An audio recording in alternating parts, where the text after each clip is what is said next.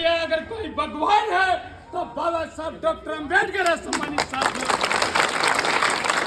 आपका श्री राम की party Bahujan Samaj party ने आपको इस देश में पहचान दी, आपको इस देश में अच्छी व्यवस्था दी, आपको जमीनें दी, पानियों की टंकी आपको लगवाई। इस देश में आपके महापुरुषों का सम्मान किसी ने दिया तो बहुजन समाज पार्टी है। सम्मानित साथियों ने कसम खाई कि ये पत्थरों में कुछ नहीं रखा है, इन पत्थरों में कोई ताकत नहीं।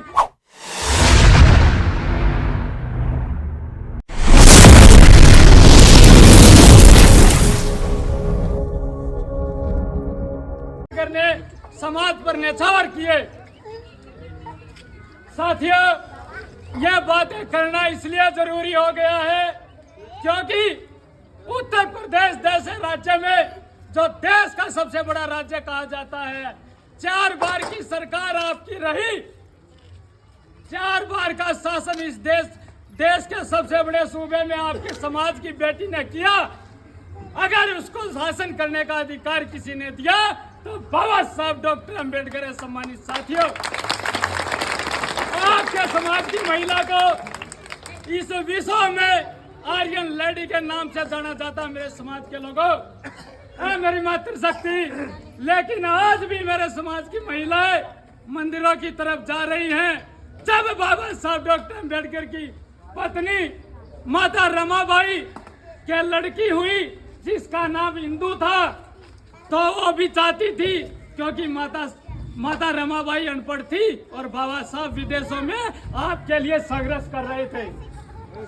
साथियों, उस समय माता रमाबाई भी मंदिरों में जाकर अपनी बेटी को बचाने के लिए मंदिरों में माथा टेक रही थी, लेकिन उस समय जो छूत की बीमारी चली हुई थी, उस बीमारी की वजह से वो बच्ची बच नहीं पाई। तब उस अनपढ़ महिला ने कसम खाई कि ये पत्थरों में कुछ नहीं रखा है, इन पत्थरों में कोई ताकत नहीं। जब मेरी आत्मा उन मूर्तियों में थी, तो उन मूर्तियों ने मेरी बात को नहीं सुना, तो मेरी बच्ची नहीं बच पाई। तो आप तो शिक्षित हो चुके हो, अच्छे कपड़े पहनते हो, अच्छी शिक्षा आपके पास है, अच्छे रोजगार आपके पास है, अच्छे मकान आपके पास है, तो आज आप क्यों मंदिरों में इन भगवानों को ढूंढ रहे हो? आपके लिए अगर कोई भगवान है तो बाबा साहब डॉक्टर अम्बेडकर है। सम्मानित साथियों, पूछना चाहता मेरे समाज के लोगों को कि आज ये गमछा आपके किसी काम का नहीं है। मानव साहब का श्री राम की पार्टी बहुजन समाज पार्टी ने आपको इस देश में पहचान दी, आपको इस देश में अच्छी व्यवस्था दी, आपको जमीनें दी, पानियों की टंकी आपको लगवाई। इस देश में आपके महापुरुषों का सम्मान किसी ने दिया तो बहुजन समाज पार्टी है। सम्मानित साथियों, आपसे अपील रिक्वेस्ट करने आए हैं। कैडर की बातें हैं, अंदर बताने की बातें हैं, लेकिन समय बहुत ज्यादा हो गया है, क्योंकि काफी देर से मैं यहाँ देख रहा था, कभी उधर कभी इधर कभी इधर लोग जा रहे हैं। कभी फिर मौका मिलेगा तो मैं युवा साथियों से भी अपील करूंगा कि साथियों, कभी कैडर में बैठना में हमें सत्ता कितनी जरूरी है।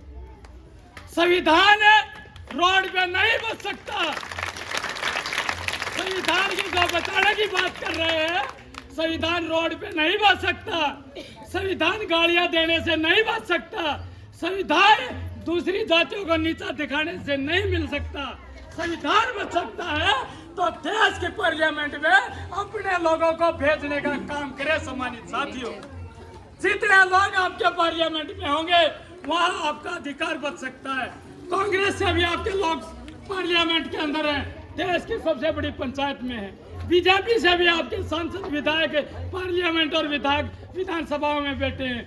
आपका बताना चाहता हूँ, सपा से भी बैठे, अन्य पार्टियों से भी बैठे, अन्य संगठनों से भी लोग बैठे, लेकिन वो आपकी आवाजें कभी उठाते देखा है कि आपकी बाबा साहब की मूर्ति फलानी जगह तोड़ दी गई, कभी ग्वालियर में यह हो गया, कभी राजस्थान में हमारी बहन बेटियों के साथ अत्याचार हो गया, कभी सुना है भाई?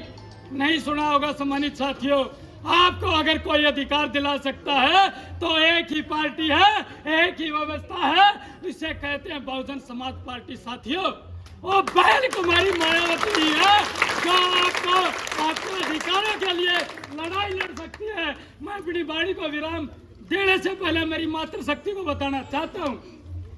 जब 2007 से 12 के बीच में बहुजन समाज पार्टी सत्ता में थी, उस समय हमारी सरकार में एक मंत्री थे, उसने एक महिला के साथ बदसलूकी की, उसके साथ दरिंदगी की, उसके साथ उसका अत्याचार किया, उसका शारीरिक शोषण किया। वो उसको लगा कि मैं तो मंत्री हूँ सरकार में,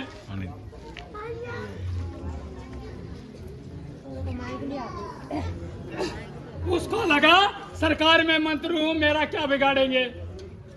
लेकिन आदरणीय बहन कुमारी मायावती के पास जब वो खबर जाती है, जब वो बात पहुंचती है, तो आदरणीय बहन कुमारी मायावती ने उस मंत्री को अपनी कोठी के अंदर बुलाया, लखनऊ के अंदर बुलाया और वहां डीजी को फोन किया कि डीजी साहब, वो दरिंदा आज मेरी सरकार, मेरी पार्टी में मंत्री है, लेकिन उसने मेरे समाज की एक बहन का साथ दुष्कर्म किया है और अपने मंत्री को गिरफ्तार करवाने का काम अपने